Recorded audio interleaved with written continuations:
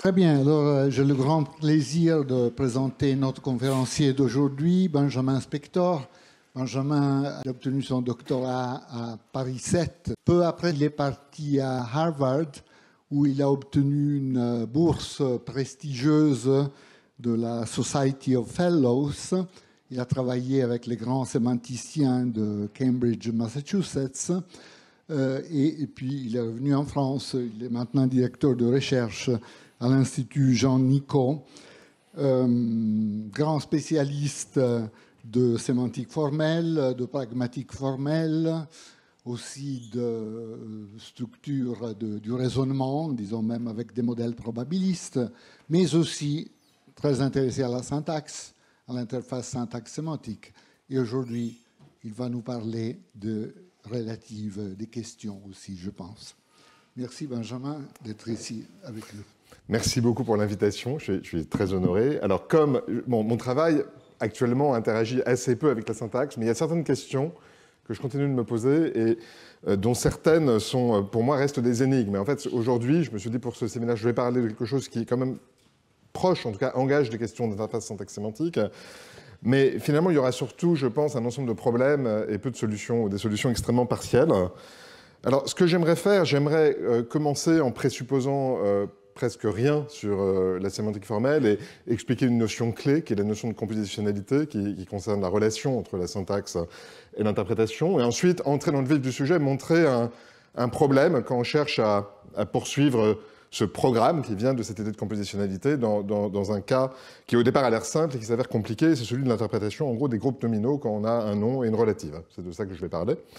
Alors, la notion de compositionnalité sémantique, ce que je pense que vous en avez beaucoup discuté ici, un fait fondamental de la faculté linguistique humaine, c'est qu'avec des ressources finies, nous pouvons produire et comprendre un ensemble infini de phrases.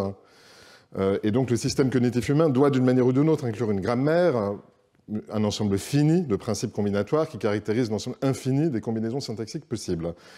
Là, on est du côté de la syntaxe, mais en fait, il y a quelque chose de tout à fait parallèle du côté de l'interprétation, puisqu'on peut, j'ai dit, produire et comprendre un nombre infini de phrases. Et donc, il faut qu'on ait une sorte de mécanisme qui calcule le sens plutôt qu'une mémorisation du sens de chaque phrase. Donc, la grammaire doit aussi inclure un ensemble fini de règles d'interprétation qui permettent d'attribuer une représentation sémantique à n'importe quelle phrase, à n'importe quelle expression.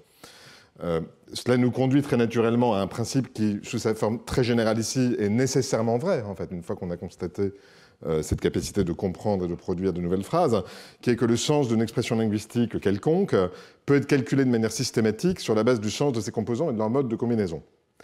Alors, il y a une vision très, disons, possible, parcimonieuse de ce calcul, qui est de dire qu'il est guidé très directement par la syntaxe. Et donc ça, c'est une version beaucoup plus forte de la compositionnalité.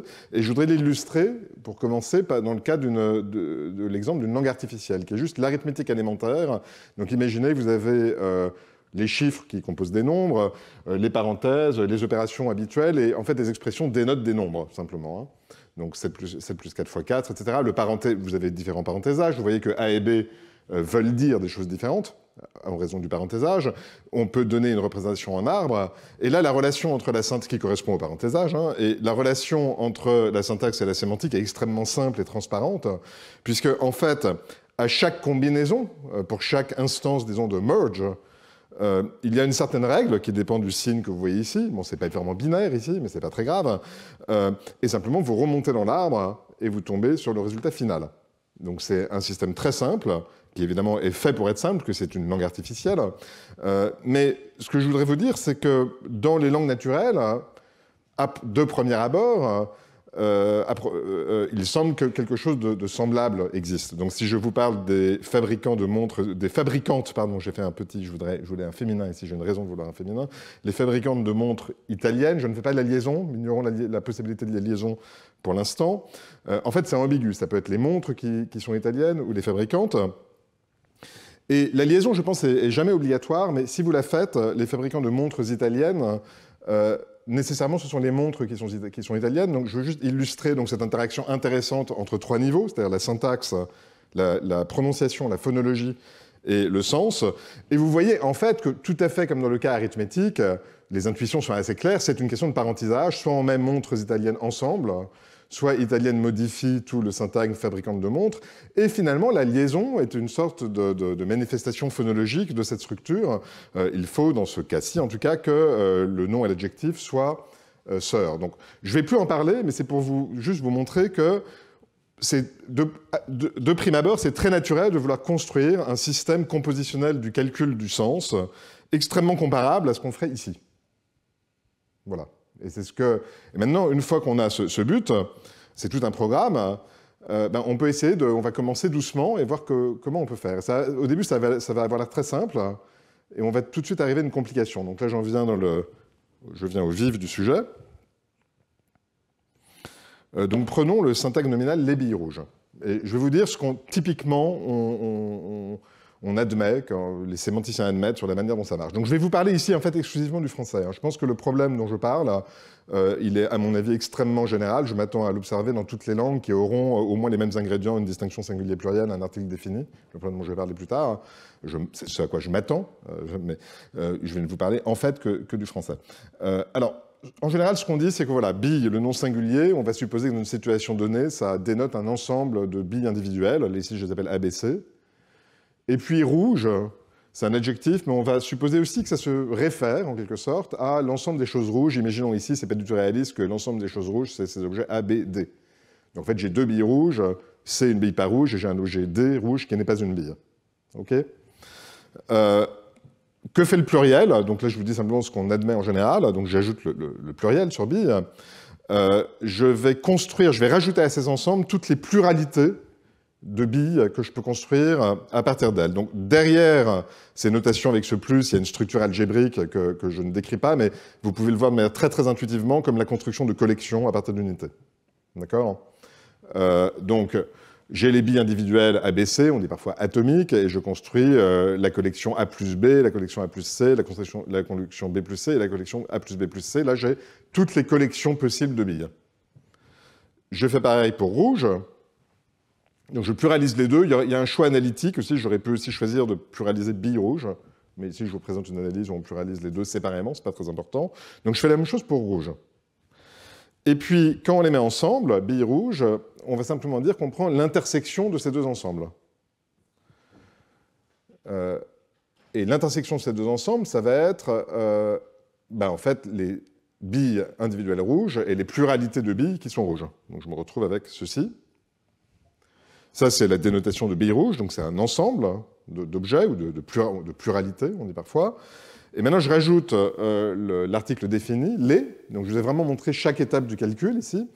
Et les, ça prend l'élément, ça s'applique à l'ensemble qui correspond à ce à quoi il se combine, donc ici un groupe nominal, et ça retourne l'élément maximal, s'il y en a un. Et maximal, en quel sens? Relativement ici à la notion de partie et tout, une notion intuitive.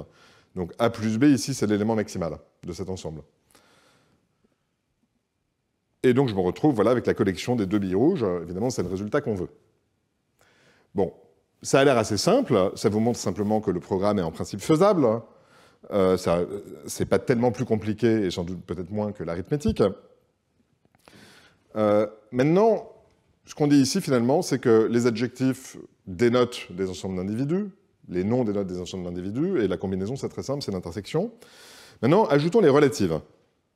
Au lieu d'un adjectif, je mets les billes qui sont rouges. Alors, on voit bien que les billes qui sont rouges, c'est exactement synonyme de les billes rouges. Donc on veut que qui sont rouges, que la relative qui sont rouges, elle aussi dénote un ensemble d'individus, et éventuellement d'individus pluriels.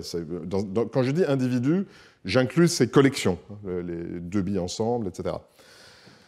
Pareil pour les billes que Gertrude a achetées. On veut que Gertrude a acheté représente un ensemble de choses. Au fond, vous pouvez voir une relative que Gertrude a achetée comme une phrase qui contient une sorte de position vide, qui est la position qui a été relativisée. Donc c'est quelque chose comme Gertrude a acheté X. Et cette proposition qui a un paramètre, une variable, qu'on appelle parfois une proposition ouverte, vous pouvez lui associer une propriété, c'est-à-dire c'est l'ensemble des objets, tel que si X prend cette valeur, on obtient une phrase vraie. Donc c'est ça l'analyse reçue. Donc la règle générale d'interprétation, c'est quelque chose comme ça. Donc j'ai un pronom relatif ou un opérateur qui correspond à une position vide, que j'appelle TI ici, pour trace, et j'obtiens, ça va dénoter l'ensemble des objets X tel que si cette variable est interprétée comme se référant à x, alors j'obtiens une phrase vraie. Donc ça a l'air de manière très compliquée de dire je prends tous les x tels que c'est vrai que Gertrude a acheté x. Okay, donc formellement, les sémanticiens vont écrire ça, mais ça veut dire exactement la même chose. Et donc après, donc pour qui sont rouges, ça va être très simple. On a la proposition ouverte x est rouge, ou x sont rouges. On va obtenir tous les x qui sont rouges. C'est la même chose que la dénotation de rouge. Et donc ça va nous donner la même chose que les billes rouges. Et les billes que Gertrude a achetées, ça va nous donner, on va intersecter toutes les pluralités de billes, toutes les pluralités de choses que Gertrude a achetées, on va les intersecter, et on va prendre l'élément maximal s'il y en a un. Et ça va donner les billes que Gertrude a achetées. Donc c'est très bien, tout ça, ça marche très bien. C'est en gros c'est la version standard de la composition dans le groupe nominal. Et donc pour résumer, un nom, voilà, c'est une des fautes de frappe, un nom pluriel dénote un ensemble de pluralités. Les adjectifs et les relatifs dénotent aussi des ensembles de pluralités. Pluralité, ça veut dire chose, ou collection de choses. Les noms et les adjectifs se composent par intersection. Et l'article défini s'applique à une expression qui dénote un ensemble de pluralités et sélectionne la pluralité maximale dans cet ensemble. Voilà, ça c'est ce que tout le monde admet. Et donc, ce que je vais faire aujourd'hui, c'est vous parler d'un type de défini pluriel qui implique des relatives, qui semble mettre en cause en fait chacun de ces points. Alors, voilà, je vais vous montrer l'exemple. Il est un petit peu compliqué, mais le voici. Imaginez dans un cours de linguistique, le professeur recommande aux étudiantes et étudiants 3 articles de syntaxe, 3 articles de phonologie, 3 articles de sémantique. Il leur demande de lire au moins un article dans chaque catégorie, mais il leur laisse le choix. C'est très important qu'il leur laisse le choix dans mon scénario. Donc, en particulier, il n'y a aucun article qu'il soit obligatoire de lire. C'est très important de garder ça en tête. Il n'y a pas d'article qui a cette propriété puisqu'ils ont le choix. Et dans ce contexte, je peux dire quelque chose comme Ada a lu tous les articles qu'elle devait lire. Et intuitivement, ce que ça veut dire, c'est une autre faute de frappe que j'avais corrigée, ça veut dire en fait qu'Ada a lu dans ce contexte, qu'Ada a lu un article dans chacune des 3 catégories. C'est très clair ce que ça veut dire. Et le problème qu'on a, et là, on peut aussi dire quelque chose comme Ada a lu 2 des articles qu'elle devait lire. Et ça veut dire dans ce cas-là qu'elle a lu un article dans 2 des 3 des catégories. On a une intuition extrêmement claire, en fait, sur ce que ça veut dire. Et alors, le problème est le suivant. C'est que si j'applique la recette que je vous ai donnée, et je prends donc la relative qu'elle doit lire, ou qu'elle devait lire, j'obtiens l'ensemble des individus X tels que Ada doit lire X, ou éventuellement des pluralités X, telles que Ada doit lire X. Mais dans le scénario que je vous ai donné, cet ensemble est vide, en fait. Il n'y a aucun article que Marie doit lire à proprement parler, puisqu'elle a le choix. Donc on devrait être dans une situation en fait, d'échec référentiel, avec le défini. Le défini a une présupposition d'existence, qu'il y a une référence. Et on devrait être dans une situation d'échec référentiel, mais ce n'est pas le cas du tout. Cette phrase est parfaitement naturelle, et on comprend exactement ce qu'elle veut dire. Et on peut même faire 2D. Okay, donc c'est ça, donc on a un problème quand on part de ce système très simple, qui est néanmoins celui qui est en général admis. Alors, qu'est-ce qu'on aurait envie de dire? Donc dans le contexte donné ci-dessus, j'appelle L1, L2, L3, enfin je numérote les livres dans chaque catégorie. Intuitivement, on voudrait que les livres qu'elle doit lire, ça veuille dire quelque chose comme le premier ou le second ou le troisième dans la catégorie syntaxe, et le premier ou le second ou le troisième dans la catégorie phonologie, et le premier ou le second ou le troisième dans la catégorie sémantique. Donc on voudrait que ce soit ça, en fait, la dénotation, si vous voulez, de la relative, mais ça, c'est pas du tout un ensemble d'individus, c'est quelque chose qui a un type logique beaucoup plus complexe. C'est ce qu'on appelle techniquement un quantificateur généralisé, mais c'est pas très important de savoir ce que c'est. Ce qui est important, c'est que ça n'est pas... En fait, c'est le sens d'un livre dans chaque catégorie. C'est un sens beaucoup plus abstrait.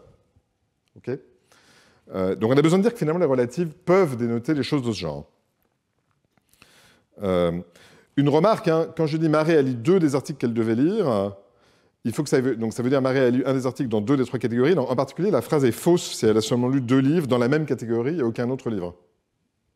Je note ça. Donc on a des intuitions, dans le contexte que j'ai donné, hein, on doit en lire un dans chacune des 3, on a des intuitions extrêmement précises, hein, je pense, dans tous ces cas. Il me semble que, et en général c'est partagé, disons, par l'enquête informelle que j'ai faite, que l'article défini est nécessaire. Donc ici j'ai 2 des articles, j'ai un article défini dans D, bien sûr, hein, c'est 2 les. Si dans le même contexte je dis Marie a lu 2 articles qu'elle devait lire, évidemment, si on est charitable, on comprend très bien, mais en fait, l'intuition que les gens semblent avoir, c'est que cette phrase-là, Marie a lu deux articles qu'elle devait lire, suggère qu'il y avait vraiment des articles spécifiques qu'elle devait lire. Et donc, dans ce contexte, ça ne marcherait pas, mais bien sûr, on peut réparer, enfin, on n'a aucun problème en pratique à interpréter cette phrase. Mais normalement, vous devriez avoir cette intuition, elle me paraît en fait assez claire. On a besoin de l'article défini pour obtenir cette lecture complexe. C'est vraiment l'interaction de tout cela.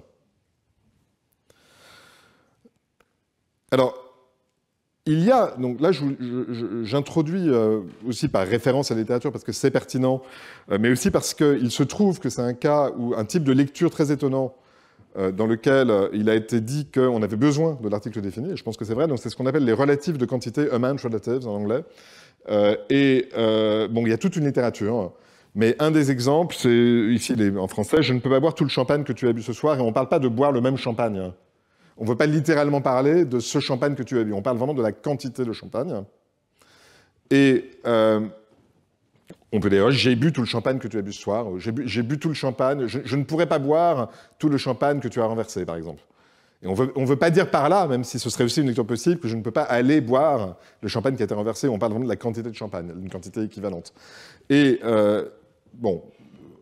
relatif de quantité, parce que ça a l'air de parler de la quantité, hein, c'est très transparent. Je ne vous le montre pas ici, mais il faut vraiment l'article défini pour obtenir ce type de lecture. Alors, il y a aussi, je voulais juste mentionner comme autre lecture où les groupes nominaux dénotent pas vraiment des noms, dénotent pas vraiment des ensembles d'individus. C'est des lectures qu'on appelle parfois taxonomiques ou des lectures de type. Donc, j'ai vu l'animal que tu as vu un tigre, j'ai vu un tigre aussi. Donc, c'est quelque chose de type, j'ai vu le même type d'animal. Donc, c'est des lectures possibles. La raison pour laquelle j'en parle, c'est qu'on pourrait peut-être imaginer une analyse elle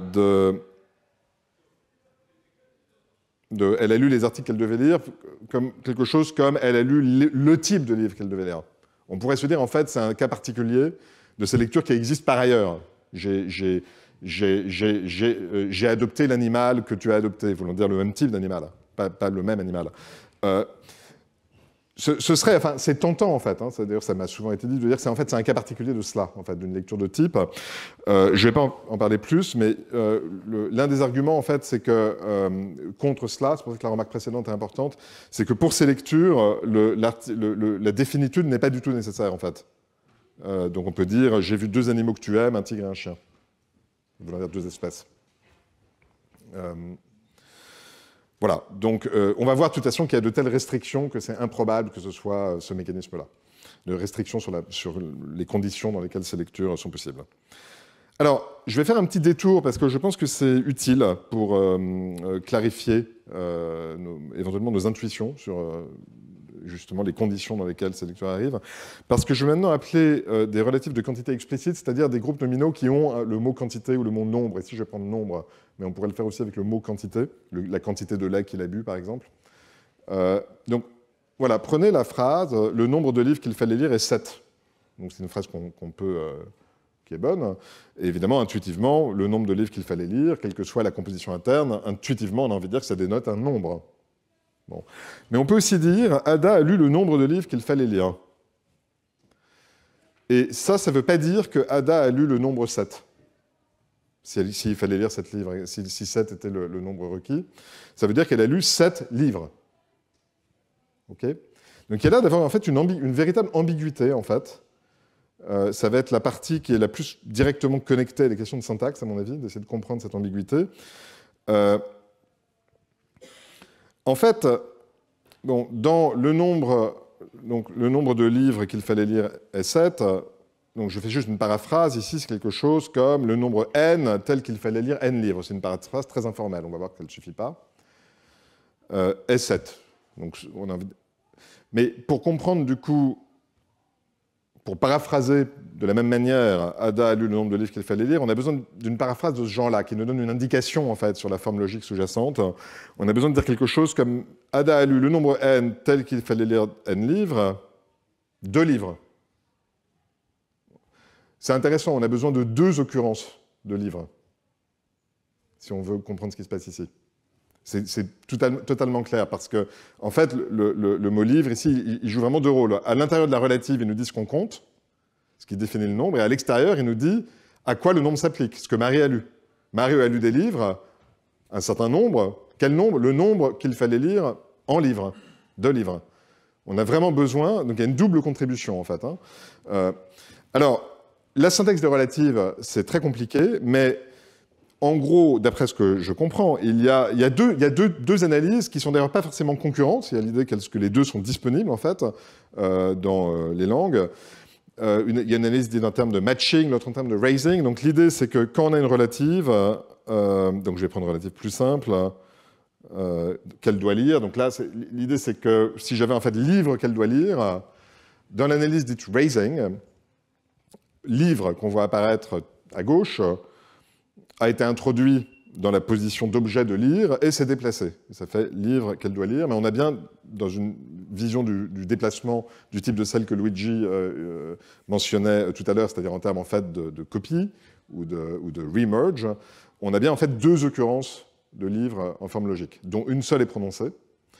Et dans l'analyse matching, c'est un peu plus compliqué. On suppose que dans le livre qu'elle devait lire, il y a à la fois, il y a vraiment deux occurrences de livres introduites avant même le mouvement, indépendamment du mouvement, à l'intérieur et à l'extérieur.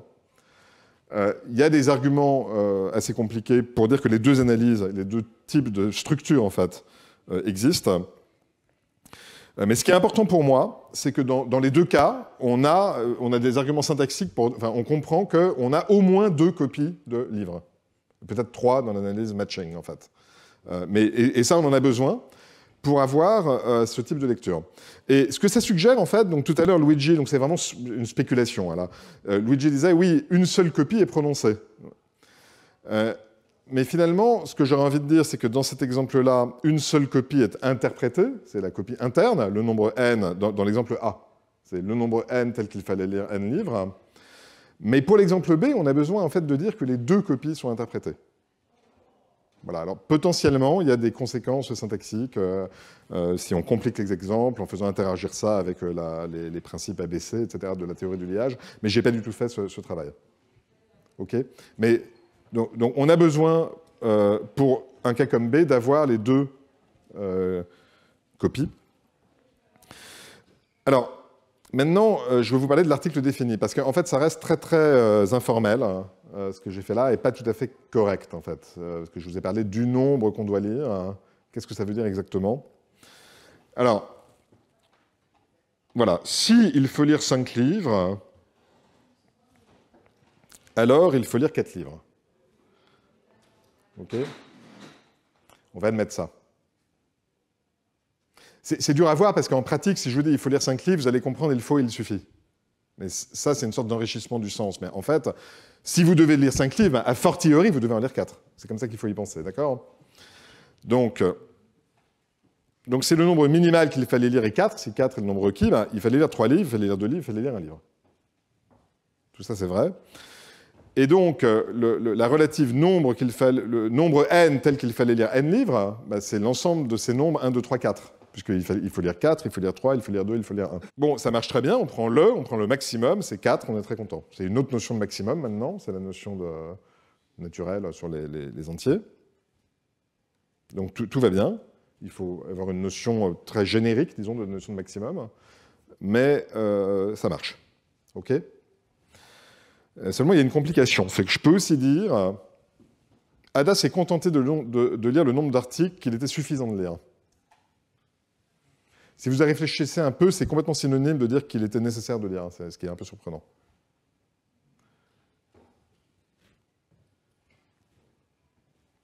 Et là, les relations de conséquences logiques, donc ici, je vous ai dit, quand il faut en lire 5, il faut en lire 4, quand il faut en lire 4, il faut en lire 3, donc ça va vers le bas, quoi.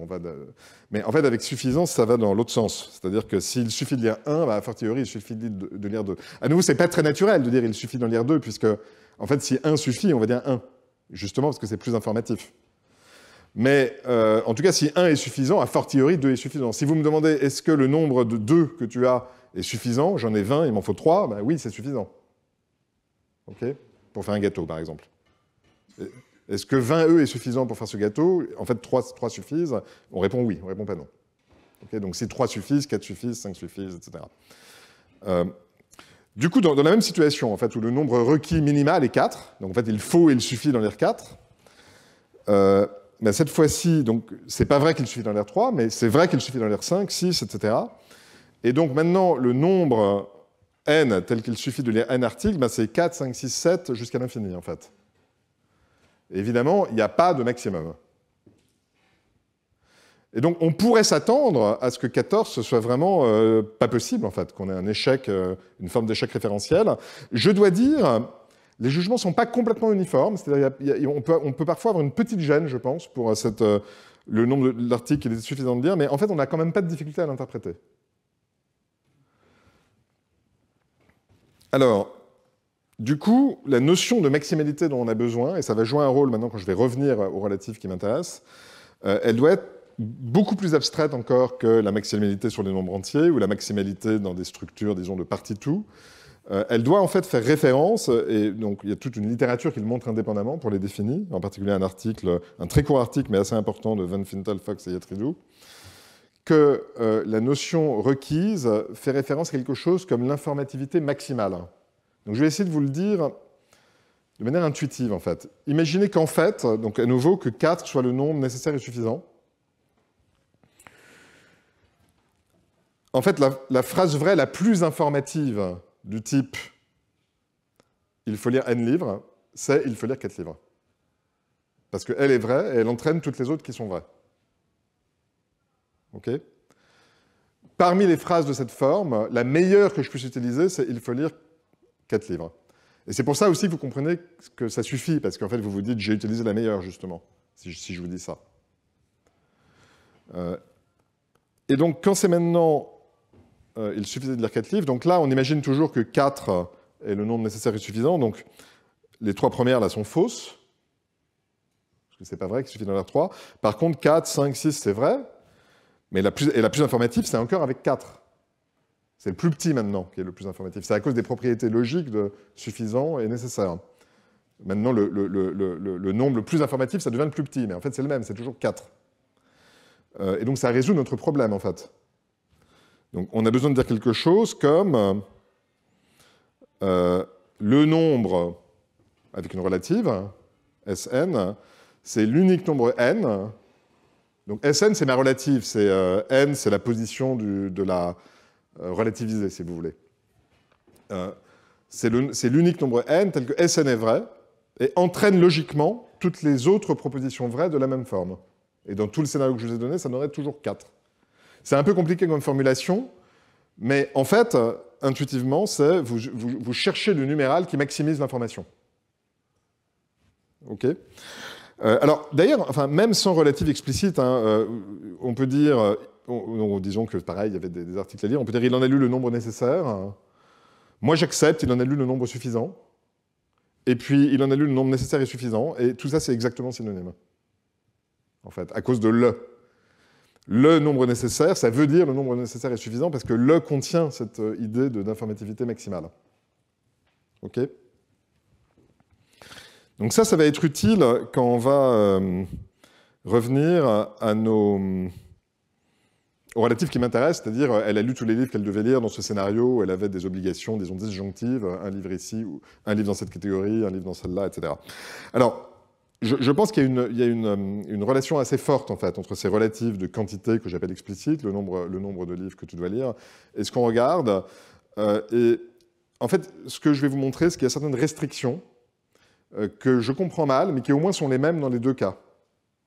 Alors, donc, c'est très bizarre de dire le nombre de livres, je suis désolé pour l'autre faute ici, le nombre de livres qu'il faut lire est sur la table. C'est très, très, très bizarre.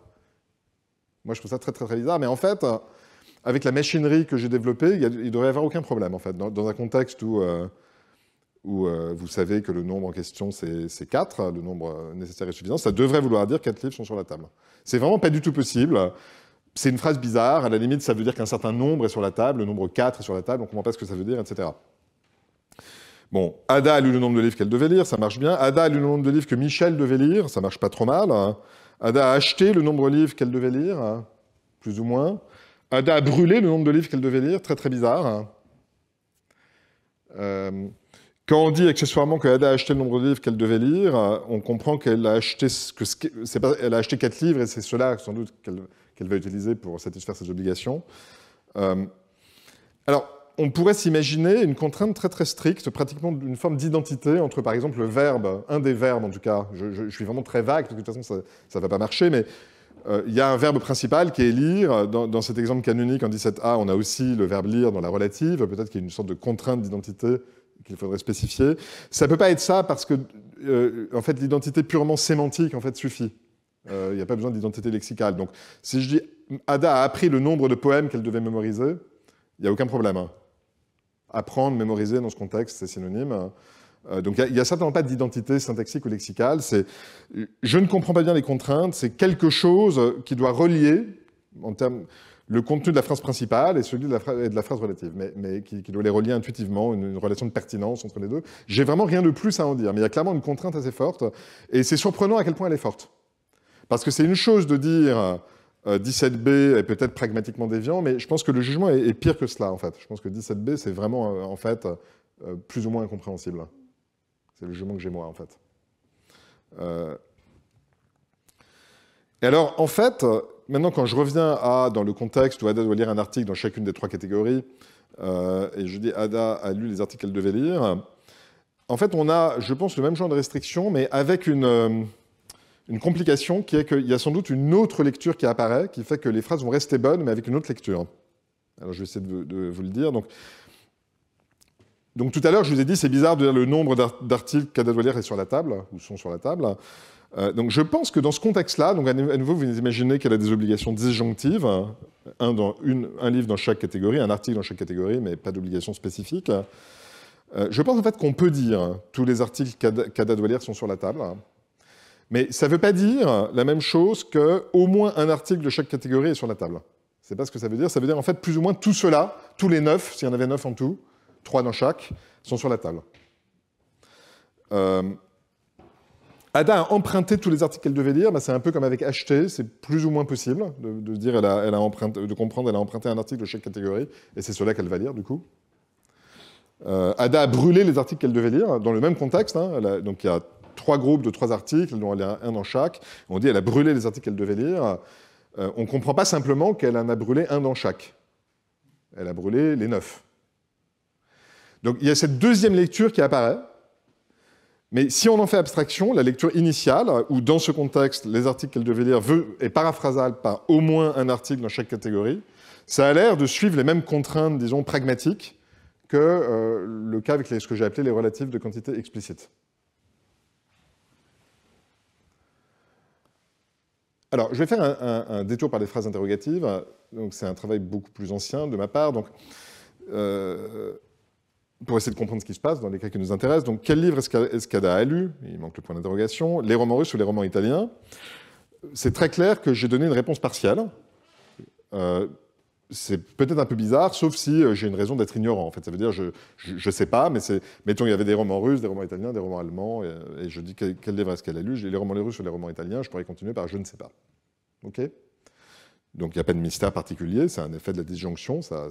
Si je connaissais la réponse, je ne l'utiliserais pas complète, je n'utiliserais pas une disjonction. Mais maintenant, c'est intéressant de regarder un autre cas avec un modal. Donc ça ressemble beaucoup à nos relatives. Quel livre doit-on lire? Les romans russes ou les romans italiens? Et en fait, cette réponse elliptique, fragmentaire, est vraiment ambiguë.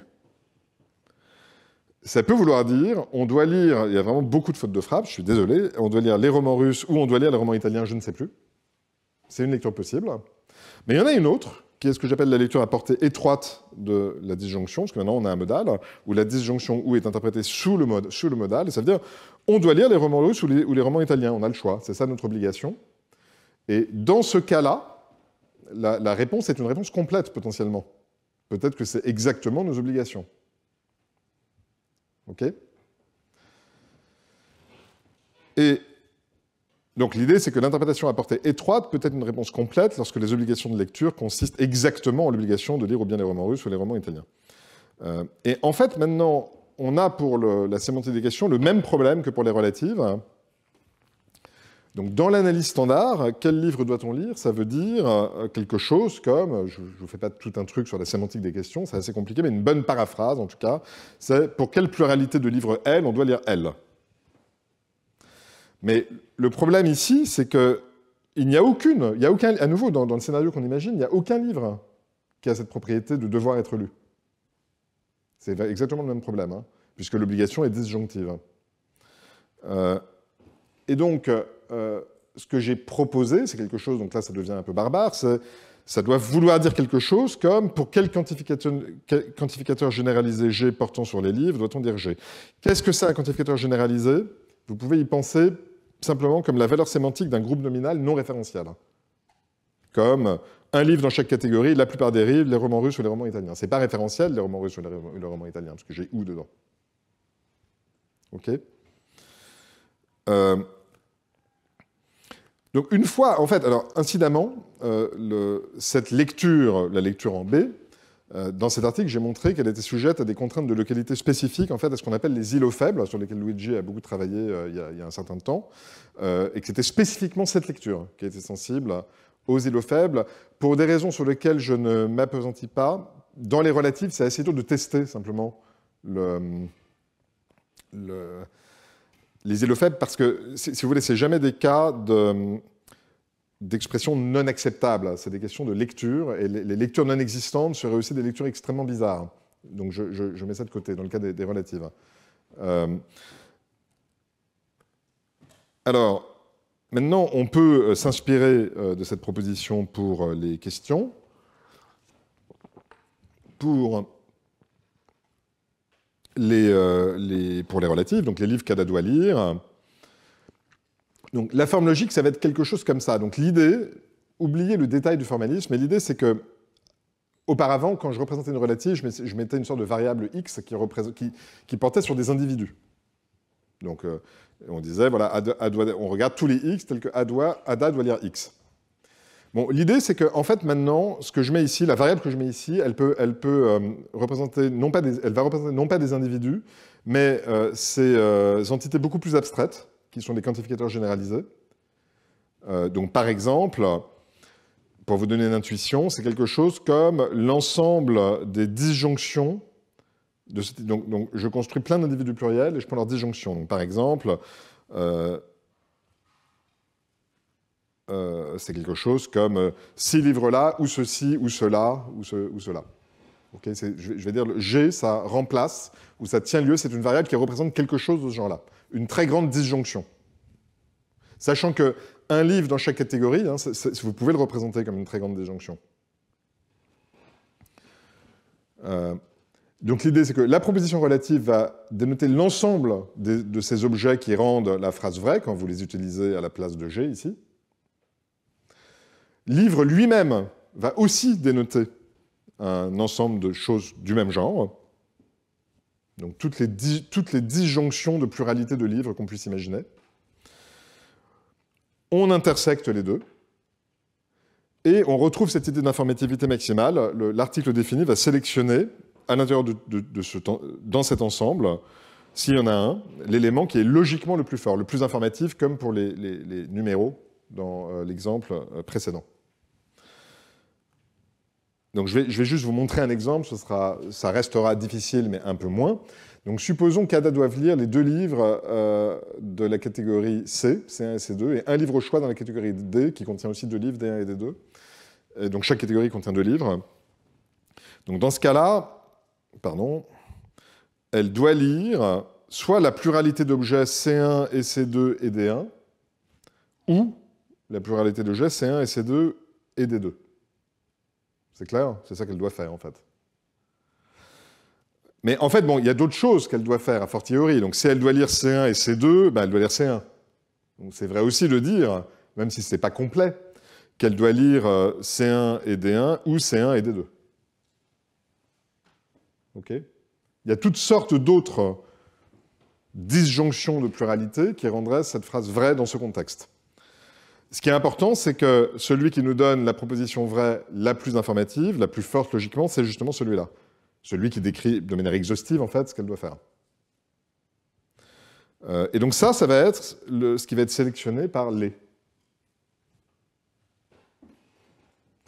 Bon, dans cette analyse-là, ça n'est pas... Donc j'ai utilisé les relatifs de quantité avec nombre pour introduire cette notion d'informativité maximale, mais en fait, l'analyse ici est un peu différente parce que je n'ai pas vraiment besoin de deux copies pour que ça fonctionne, d'interpréter les deux copies. Il y aurait une variante qui rendrait l'analyse quasiment identique, en fait, à l'analyse que j'ai proposée pour le nombre de livres, mais je ne vais pas en parler ici. Alors, maintenant, je vous ai dit, il y a une autre lecture. Les livres qu'Ada doit lire sont sur la table. Et ça veut dire, en fait, qu'ils sont tous sur la table. L'idée, c'est qu'on va prendre, pour dériver cette toute lecture, manifestement, ce qu'on doit faire, c'est qu'on doit prendre cette grande disjonction, qui est la référence qu'on avait avant, et on doit, en fait, tout amalgamer, en gros. Donc, chaque élément de cette disjonction, c'est ce qu'on appelle un témoin.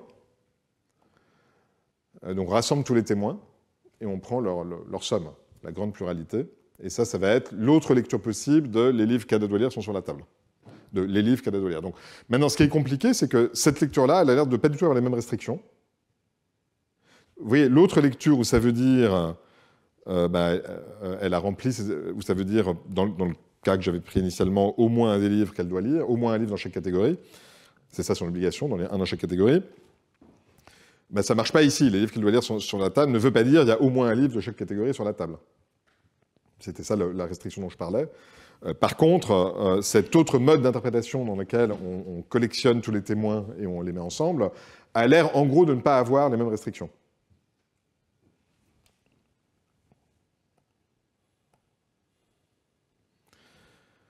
Alors, on veut aussi expliquer ce qui se passe dans Ada a lu 2 des livres qu'elle devait lire. Donc, en fait, ce que ça va vouloir dire, je ne vais pas vous donner l'analyse totale, mais maintenant qu'on a cette notion de témoin, donc on peut définir plus formellement, mais la manière la plus simple d'y penser, c'est de penser comme étant l'une de ces pluralités dont on prend les disjonctions. La disjonction, c'est de dire en fait, ça va vouloir dire qu'elle ait lu 2 atomes de livres individuels, de choses individuelles, qui font partie d'un des témoins. Donc par exemple, dans l'exemple où elle devait lire un livre dans chacune des catégories, il y en a des 3 catégories, il y a 3 livres. En fait, on peut décrire ça comme on peut décrire toutes les combinaisons qui satisferaient les obligations et prendre leur disjonction. Elle peut lire ça, ça, ça et ça, donc le livre 1 et le livre 2 et le livre 1 de syntaxe et le livre 1 de phonologie et le livre 1 de sémantique, ou le livre 1 de syntaxe et le livre 2 de phonologie et le livre 3 de sémantique. Donc on regarde toutes les combinaisons, on prend leur disjonction. Ça traduit en fait un livre dans chaque catégorie. Et dire qu'elle a lu 2 des livres qu'elle devait lire, ça veut dire qu'on prend l'un de ces éléments, dont on a pris la grande disjonction, donc ça c'est une collection, et on dit on en a lu 2 là-dedans. C'est ça. Et on peut donner une sémantique compositionnelle qui fonctionne, qui vous donne ça, mais je ne vais pas le faire ici. Ça dérive ce fait intéressant que les conditions de vérité sont extrêmement spécifiques.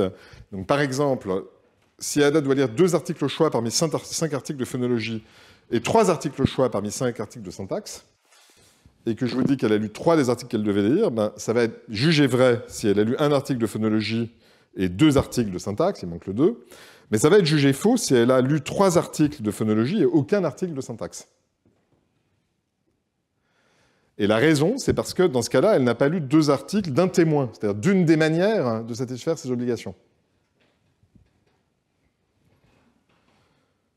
Pardon, 3 des articles d'un témoin. Alors, pour vous montrer qu'on a vraiment besoin, donc cette notion d'informabilité maximale, on en a besoin parce que maintenant on a des objets tellement abstraits, qui sont ces grandes disjonctions, qu'il n'y a pas de notion de maximalité ni celle qu'on aurait dans les nombres entiers, ni celle qu'on aurait par la relation partie-tout, en fait, puisqu'on a en gros des formules logiques, qui sont des faits de conjonction et de disjonction. On peut les voir comme ça. Donc il n'y a pas d'autres notions naturelles, mais ça fait une prédiction, c'est qu'on doit pouvoir remplacer nécessaire ou devoir par suffisant ou par suffisait. Donc on devrait pouvoir dire aussi bien elle s'est contentée de lire les livres qu'elle devait lire et elle s'est contentée de lire les livres qu'il était suffisant de lire. Mon jugement, c'est que c'est OK, mais bizarrement, j'ai besoin d'un truc comme s'est contenté, un truc qui suggère un effort faible, etc. Donc je ne comprends pas non plus très bien les conditions qui justifient suffisant. j'ai pas de doute qu'on comprend très bien ce que ça veut dire. Je pense même qu'on peut dire qu'elle a lu les livres qu'il suffisait de lire. C'est peut-être pas très naturel, mais on comprend très bien ce que ça veut dire dans le même contexte, à mon avis. Alors, il y a encore, donc je pense, au fond, je peux prendre encore 5 minutes avant les discussions. Ouais.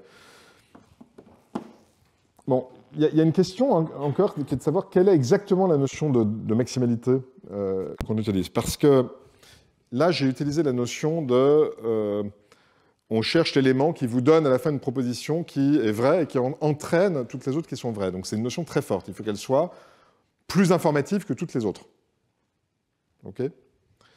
Mais il y a une notion un peu plus faible de maximalité qui est... il n'y en a aucune autre qui soit plus informative. C'est une notion un peu plus faible parce ça autoriserait qu'il y ait des ex-aequo, si vous voulez. Et là, il y a un exemple. Donc, les données, en fait, sont pas claires pour savoir de laquelle on a vraiment besoin. Dans tous les cas que j'ai montrés, ça faisait pas de différence, en fait. Mais... Donc ça, c'est un exemple que Kenny Chatin m'a indiqué. Donc, imaginez que je dise, j'ai mis dans ma valise tous les livres que je pouvais y mettre. Donc, vous imaginez, j'ai plein de livres. Et il y a plein de... Donc, l'idée, c'est que j'ai rempli ma valise de livres. Bon. Mais évidemment, il y a plein de combinaisons possibles. Chacune disjointe, ou avec d'ailleurs éventuellement... Il y a plein de manières de remplir ma valise de livres complètement, pas forcément avec le même nombre de livres d'ailleurs, parce qu'il y a des livres gros, petits, etc. Donc il y a plein de manières. Donc si on regarde les livres que je peux mettre, donc on regarde toutes les pluralités de livres, mettons, qu'on peut mettre, par exemple, et on prend la plus grosse, mais il n'y en a pas une seule qui est plus grosse, il y en a plusieurs qui sont plus grosses en termes de volume. Et donc ici, dans la mesure où cette phrase est parfaitement compréhensible, on aurait envie de dire que ce que ça veut dire en fait dans ce cas-là, c'est que j'ai mis dans ma valise une pluralité qui maximise, telle que si je dis je pouvais y mettre cette pluralité, c'est une phrase qui est vraie et qui est maximale au sens faible. Je ne pouvais rien dire de plus fort, mais ça ne veut pas dire qu'il n'y a pas d'autres candidats qui auraient pu marcher. On a clairement, ici, c'est une lecture possible. Ça veut dire en fait, j'ai mis tout le volume de livres qui était possible. Et ce qui est bizarre, c'est que, d'un autre côté, donc dans cet article que j'ai déjà mentionné de Van Fittel, Fox et Yatridou, il y a un argument contre cette approche, et c'est vraiment le même genre de raisonnement. Donc, je l'ai traduit en français, mais je pense que j'ai le même jugement que eux en anglais. Donc j'ai mis sur l'étagère tous les livres qui, ensemble, tiennent parfaitement sur l'étagère. Donc vous imaginez que vous avez beaucoup de livres, ils ne peuvent pas tous aller sur l'étagère, il y a plein de combinaisons qui peuvent aller dessus. Mais, donc il n'y a pas une manière unique de faire ça. Et l'intuition qu'il rapporte et que je partage, c'est que c'est un peu bizarre, en fait. On a une impression d'échec référentiel. À quoi fait-on référence? Puisqu'il y a tous ces choix possibles. Donc moi, j'ai aussi cette intuition. Et alors, entre 32 et 33, on a une sorte de contradiction des intuitions, en fait.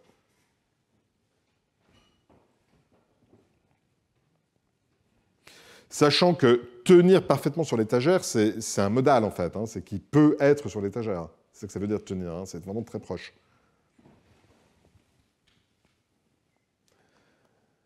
Alors, ce que je pense, c'est vraiment spéculatif, c'est que je pense en fait qu'il ne faut pas utiliser la notion de maximalité faible et que ce qu'on a ici, c'est un usage très particulier qui, justement, a à voir avec ces relatifs de quantité implicites, ce qu'on appelle traditionnellement les amount relatives. Donc ça, c'est l'exemple de Heim, du champagne. It will take us the rest of our lives to drink all the champagne that they spilled that evening. Et évidemment, ce n'est pas le même champagne. C'est vraiment la quantité de champagne.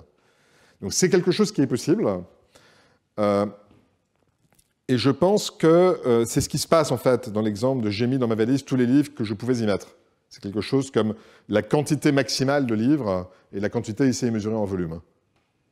Je pense que c'est ça qui se passe. Comprendre, c'est très... je pense que les contextes dans lesquels on pouvait avoir ça, les situations sont réduites, et on ne comprend pas forcément quand exactement. Mais disons, ma stratégie consisterait à dire, bon, il y a aussi ces lectures-là, où il y a peut-être quelque chose comme quantité ou nombre de manière implicite, et c'est peut-être ce qui se passe dans 32. Mais pas dans 33, il faudrait aussi comprendre pourquoi. La question, c'est que, évidemment, ça ne résout pas vraiment le problème, parce que si c'est possible pour 32, pourquoi pas pour 33 ?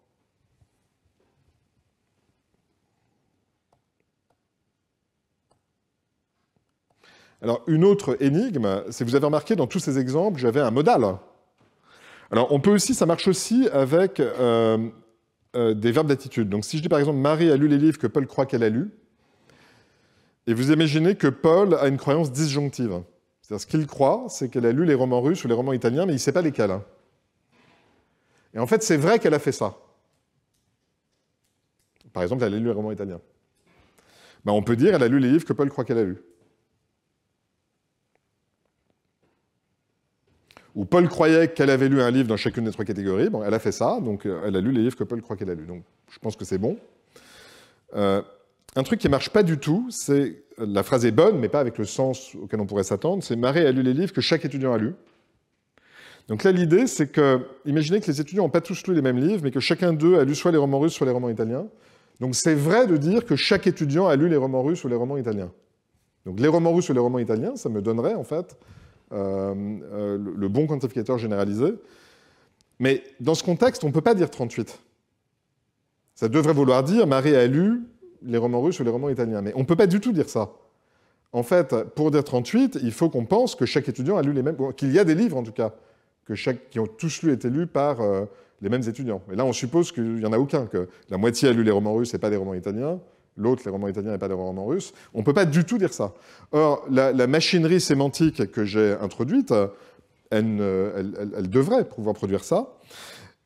À mon avis, c'est très lié, à nouveau, je n'ai pas d'analyse complète, mais c'est très lié à des choses qu'on sait par ailleurs sur tout ce qui concerne les constructions, disons, comparatives, de degrés, etc., avec les quantificateurs universels. On a, à mon avis, exactement les mêmes faits dans les questions. Quel livre chaque élève a-t-il lu, les romans russes ou les romans italiens? On a la lecture à portée large. On peut comprendre chaque élève a lu les romans russes ou chaque élève a lu les romans italiens. C'est très difficile de comprendre chaque élève a lu les romans russes ou les romans italiens. C'est un vrai contraste avec le cas de quel livre doit-on lire. Si je vous dis combien chaque élève a-t-il lu 2 livres, ça suggère fortement qu'ils ont tous lu le même nombre. Tous ces faits ont l'air d'être liés. Ça suggère qu'il faut les analyser tous ensemble, y compris avec le cas de la relative de quantité, des questions en combien, etc. Tout ça, ça a l'air d'être fondamentalement le même type de phénomène. Mais je vous ai dit là où j'en suis, en fait. C'est-à-dire que ce n'est pas très compliqué d'avoir une analyse compositionnelle. Il faut un petit peu faut un peu réfléchir, mais je veux dire, quand on a l'habitude, on le fait assez facilement. Ce qui est compliqué, c'est de comprendre ces restrictions, et je ne peux pas dire que je les comprends, mais je pense que le problème est intéressant. Pour conclure, les noms pluriels et relatifs sont au moins dans certains cas des prédicats non pas d'individus, mais de quantificateurs généralisés. Il y a un fort parallélisme sémantique, donc qui est bien connu, bien sûr, entre les questions WH et les relatives. Il y a aussi, bien sûr, un parallélisme syntaxique, mais y compris s'agissant des possibilités de lecture de ce type. L'article défini peut s'appliquer à des expressions de différents types sémantiques, et sa sémantique fait référence à la notion d'informativité maximale. Et donc, il y a toutes sortes de contraintes et d'observations qui demandent à être expliquées. Voilà. Je vous remercie. Merci beaucoup.